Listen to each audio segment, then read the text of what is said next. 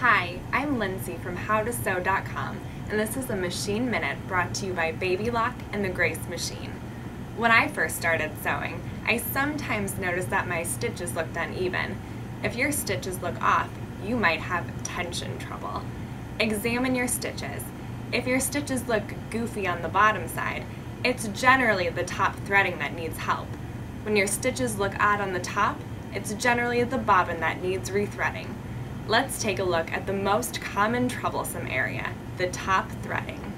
Here's how. Turn on your machine, raise the presser foot lever, and raise the needle to the highest position. The Grace machine has a needle position button you can push that will raise the needle to the highest point. Place your thread on the spool pin and secure as manufacturer recommends. The Grace machine specifies that the thread unwinds from the front.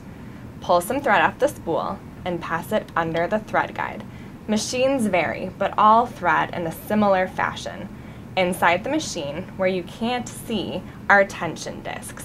When the presser foot is in the up position, the discs are open. When the presser foot is in the down position, the discs are closed.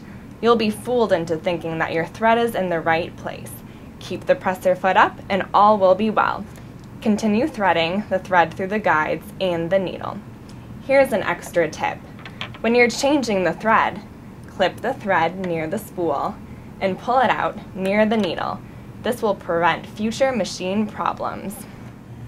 Solve your tension trouble by keeping your presser foot up and your tension discs open when you're threading your machine.